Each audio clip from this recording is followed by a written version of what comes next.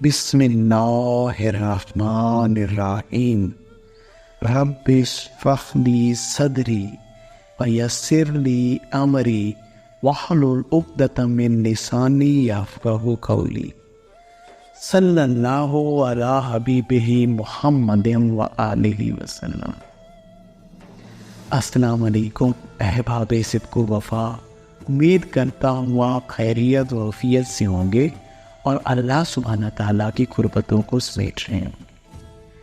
آج کے اس خوبصورت موضوع کا آغاز میں علامہ محمد اقبال رحمۃ اللہ علیہ کے خوبصورت سے شعر سے کرنا چاہوں گا۔ میری صراحی سے قطرہ قطرہ، میری صراحی سے قطرہ قطرہ نئے حوادث ٹپک رہے ہیں۔ میری صراحی سے قطرہ قطرہ نئے حوادث ٹپک رہے ہیں۔ میں اپنی تسبیح روز و شب کا، میں اپنی تسبیح روز و شب کا شمار کرتا ہوں دانہ دانہ۔ آج کا ہمارا موضوع بہت ہی اہم ترین موضوع ہے اور ہر ایک سالک کے لیے، اس راہ حق پہ چلنے والے کے لیے اس کو سمجھنا بہت ضروری ہے، کیونکہ جو بھی اللہ کا متلاشی ہے، اگر وہ راہ کا علم نہیں لے گا تو ضرور وہ کسی نہ کسی پیچیدگی کا شکار ہوگا۔ ہمارے آج کے موضوع کا نام ہے التصوف و حریت۔ تصوف تو آزادی کا نام ہے۔ اس میں دراصل آزادی کون سی چیز کی ہے؟ اس میں روح کی آزادی ہے، خوف سے آزادی ہے، حزن و غم سے آزادی ہے، احساس کمتریوں سے نکلنے کی آزادی ہے، احساس برتریوں سے واپس پلٹنے کی آزادی ہے۔ ایک انسان کا ایک خوبصورت عاجز و انکسار انسان کی صورت میں معاشرے میں ابھر آنا، لوگوں کی اصلاح کے لیے آ جانا، اس صورت میں آ کر معاشرے کی تکمیل کرنے کی کوشش میں لگ جانا، یہ دراصل تصوف ہے۔ یہی آزادی انسان کی اصل آزادی ہے۔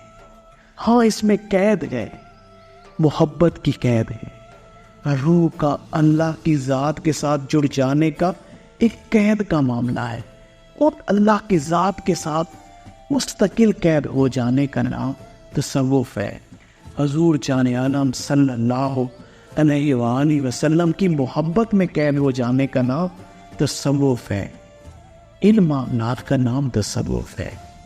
مگر افسوس کہ ہمارے دور حاضر کے معاشرے میں لوگوں نے تصوف کی آڑ میں لوگوں کی روحوں کو قید اور نفسوں کو آزاد کرنے کے معاملات کرنا شروع کر دیے ہیں۔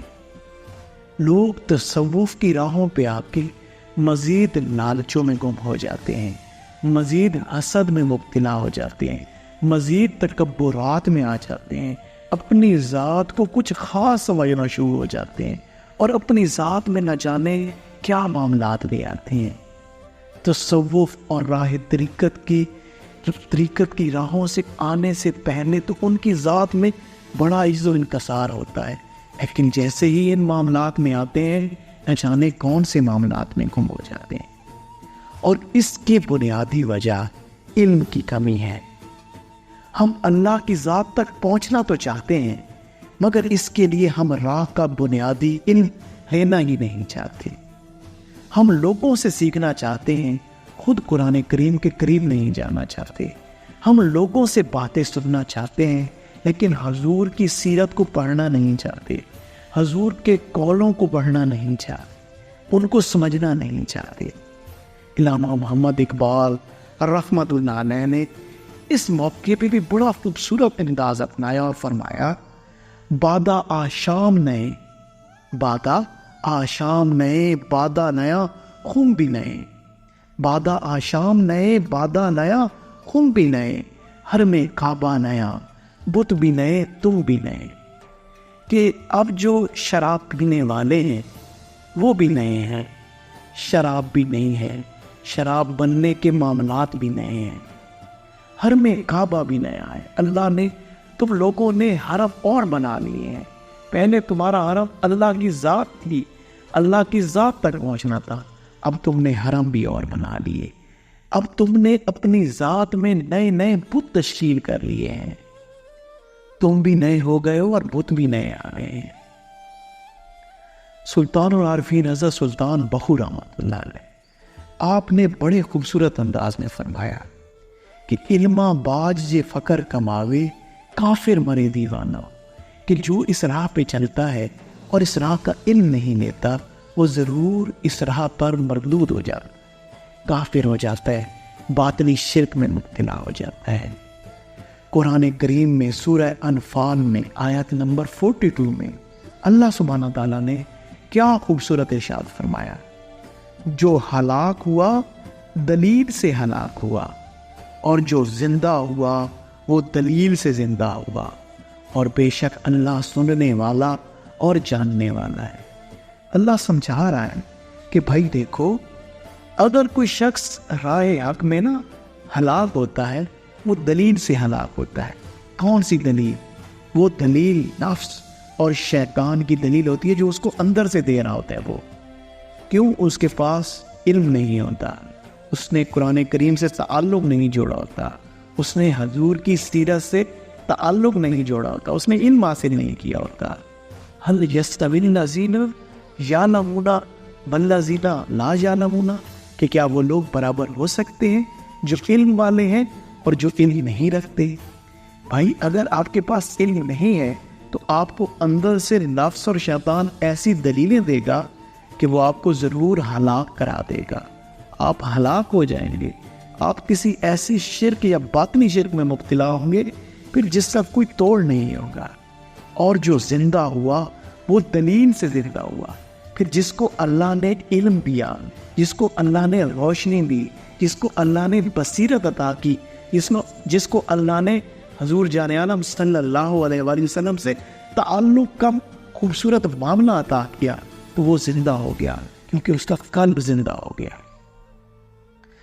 اصل میں بہت سارے لوگ راہ حق کے متلاشی ہوتے ہیں، وہ اللہ کی راہ پر آ بھی جاتے ہیں مگر وہ علم حاصل نہیں کرتے، وہ قرآن حدیث کی سمجھ نہیں رکھتے، نہ ہی سمجھنے کی کوشش کرتے ہیں، تو پھر ان کی جہالت یا کسی اور کی جہالت انہیں ہلاک کر دیتی ہے، یعنی کہ ان کے نفس و شیطان کی جہالت، یا کہیں سے کوئی ایسی کسی دوسرے کی نفس و شیطان کی جہالت کی بات سن لیں گے اور وہ اس پہ ہلاک ہو جائیں گے اور وہ گمراہی اور شرک کے باطن میں مبتلا ہو جاتے ہیں۔ مگر احباب جو علم حاصل کرتے ہیں ان پر علم کا احسان ہوتا ہے، وہ اللہ کے دیے ہوئے علم سے اپنے قلب و باطن کی حقیقی حیات حاصل کر لیتے ہیں اور کامیابی پا لیتے ہیں۔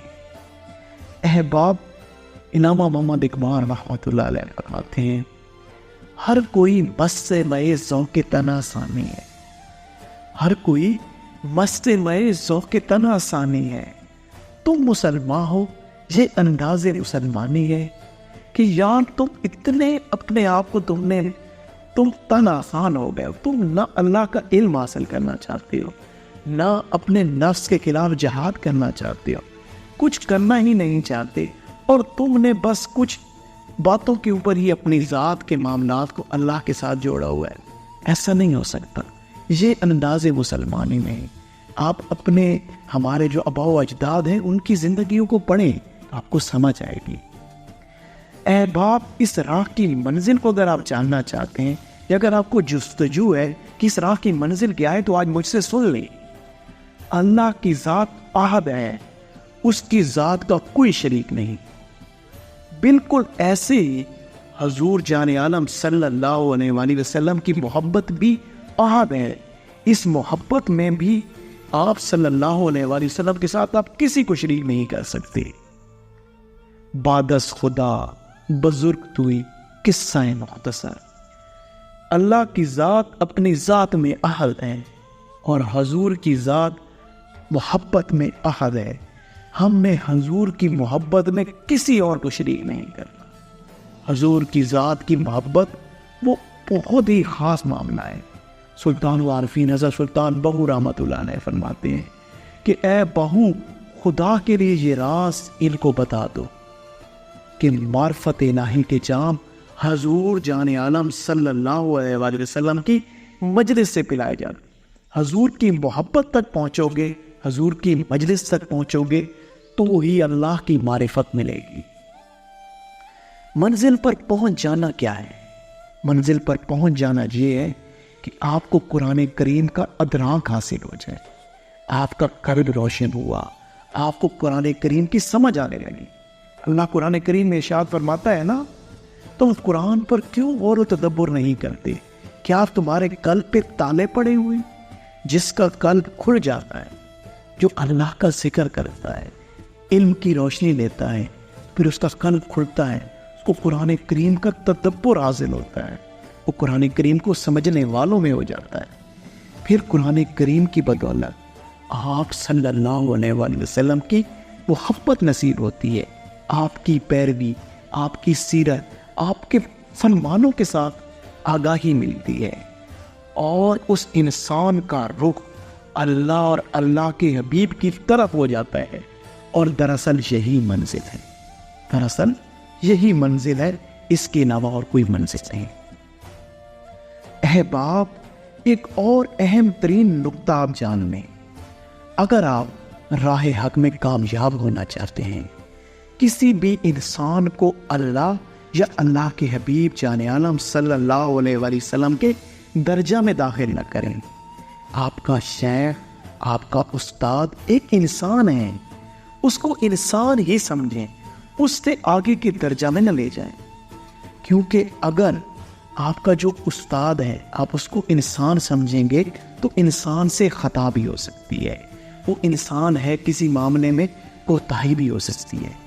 کیونکہ اگر آپ نے انہیں انسان نہ سمجھا، پھر کوئی معاملہ آپ نے ایسا دیکھا جو کہ انسانوں والا ہوا، کسی معاملے میں خطا یا کوئی ایسی چیز آپ نے دیکھی، آپ اس کو برداشت نہیں کر پائیں گے، اور ایک تو آپ اس شیخ سے، اس استاد کی ذات سے دور چلے جائیں گے، بلکہ آپ اللہ اور اللہ کے حبیب صلی اللہ علیہ وآلہ وسلم کی راہ سے بھی متنفر ہو جائیں گے اور اپنی منزل سے گر جائیں گے۔ آپ اپنی منزل صرف فقط اللہ رکھیں، کسی بھی استاد، کسی بھی رہنما کے پاس جائیں تو آپ کی سوچ اور وجدان میں صرف اور صرف ایک ہی ذات ہو، اور وہ اللہ ہو، اس کے پاس اللہ کے لیے جائیں اور اللہ ہی کے لیے جائیں۔ کسی بھی جو کامل شیخ ہوتے ہیں وہ کبھی بھی اپنی ذات میں کسی کو نہیں الجھاتے، بلکہ اس کو اللہ اور اللہ کے حبیب جان عالم صلی اللہ علیہ وآلہ وسلم کا ہی رخ دکھاتے ہیں، اور جو حقیقی سالک ہوتا ہے وہ اپنے رخ کو پھر درست کر کے اللہ کی طرف رکھتا ہے۔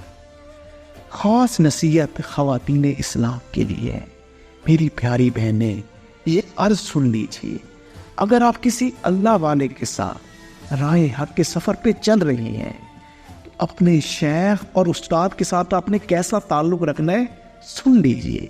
آپ کا شیخ ہے یا استاد ہے، اس سے ویسی محبت رکھیں جیسے ایک بیٹی اپنے باپ کے ساتھ تعلق رکھتی ہے محبت کا۔ شیخ ہے یا استاد ہے، آپ کے سگے والد سے بھی بڑھ کر ہے، وہ آپ کا روحانی باپ ہے، اس کے ساتھ آپ کی ایسی محبت ہو جو کہ ایک باپ اور بیٹی کے درمیان ایک خوبصورت محبت کے رشتے کی ہوتے ہیں، اس میں کوئی ایسی چیز نہ جھلکے جس کی وجہ سے آپ کی ذات شیخ کے لیے یا شیخ آپ کے لیے کسی معاملے میں آزمائش بن جائے۔ کچھ خواتین جو کہ کم عمر یا غیر شادی شدہ ہوتی ہیں، وہ بھی شیخ کی محبت کو غلط رنگ دے کر راہ حق کے بجائے نفس پرستی کے اندر ابتلا ہو جاتی ہیں۔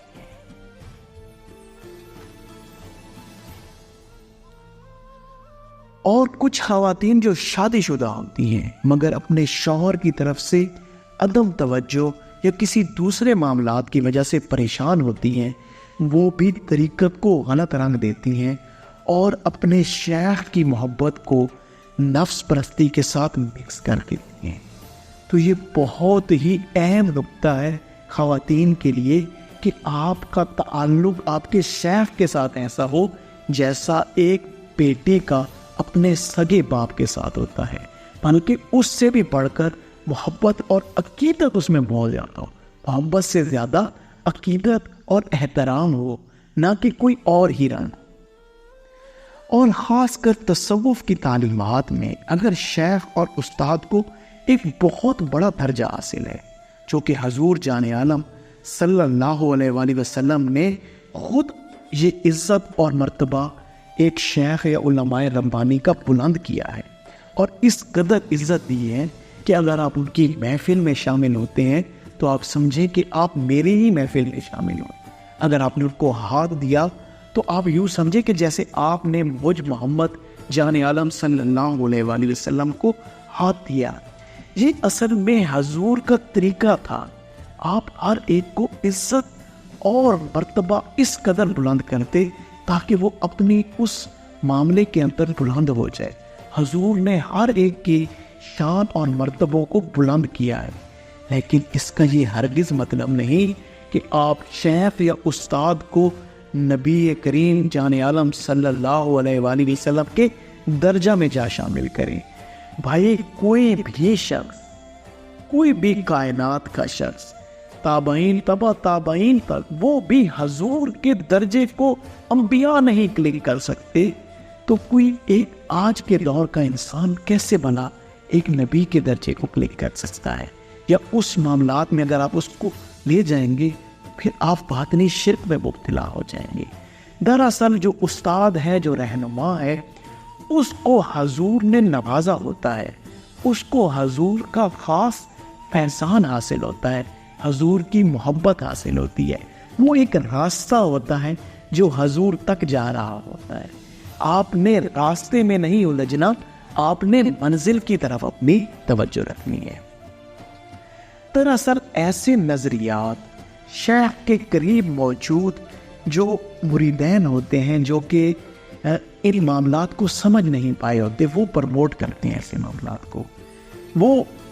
یہ ناقصیت کا ایک معاملہ ہے، علم کی کمی ہے کہ علم کے بغیر اگر آپ ان معاملات کے اندر آتے ہیں تو پھر ضرور ایسے معاملات، پھر وہ جو ایسے لوگ ہوتے ہیں وہ دوسروں کے سامنے ایسی باتوں کو پروموٹ کرتے ہیں، ایسے معاملات کو پروموٹ کرتے ہیں جس کی وجہ سے شیخ کی ذات اور حضور جان عالم صلی اللہ علیہ وآلہ وسلم کی ذات کے درمیان فرق کے معاملات مٹنا شروع ہو جاتے ہیں، اور لوگ اس باریک لائن کو، جو ایک باریک سی لائن حضور اور آپ کے استاد اور شیخ کے درمیان ہوتی ہے، وہ لوگ اس کو کراس کرنا شروع کر دیتے ہیں، اور اس ناواقفیت کی وجہ سے، ان معاملات کی وجہ سے جو نئے لوگ ہوتے ہیں، جو تھوڑے سمجھ والے ہوتے ہیں، تو وہ بہت کنفیوز ہو جاتے ہیں، وہ پھر راہ تصوف میں آنے سے انکار کر دیتے ہیں،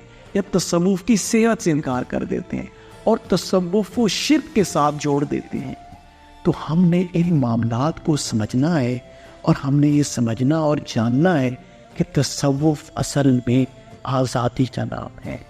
تمام طرح کے اندر کی جو گھٹنے ہیں، جو اندر کی قیدیں ہیں، ان سے نکل کر صرف اور صرف اللہ کی محبت اور حضور جان عالم صلی اللہ علیہ وآلہ وسلم کی محبت اور احکامات میں قید ہو جانے کا نام ہے۔ باقی کائنات کی ہر چیز سے اپنی روح کو آزاد کر دینے کا نام تصوف ہے۔ اللہ سبحانہ تعالیٰ آپ کو اور مجھے تصوف کی حقیقی سمجھ دے، اور ہمیں اس راہ میں احسن انداز میں صرف اور صرف اللہ کی ذات کے لیے کوئی بھی عمل کرنے کی توفیق دے۔ جن کا عمل ہے بے غرض، ان کی جزا کچھ اور ہے۔ جن کا عمل ہے بے غرض، ان کی جزا کچھ اور ہے۔ حور و خیام سے گزر، بادہ و جام سے گزر۔ ہر عمل فقط اللہ کے لیے کریں تاکہ آپ کو منزل کی خوبصورتیاں عنایت ہوں۔ جزاک اللہ۔ السلام علیکم۔ اچھی بات کو سن کر دوسروں تک پہنچا دینا بہترین صدقہ جاریہ ہے، کیونکہ ہو سکتا ہے ان باتوں کی کسی اور کو آپ سے زیادہ ضرورت ہو، اور اس نے اگر ان باتوں پر عمل کیا اور وہ آپ کی وجہ سے کسی باطنی شرک سے باہر آیا، تو اللہ اس کے صدقے ہمیں نواز دے اور ہم پر اپنی نگاہ کرم کر دے اور ہمارا بیڑا پار ہو جائے۔ جزاک اللہ۔ السلام علیکم۔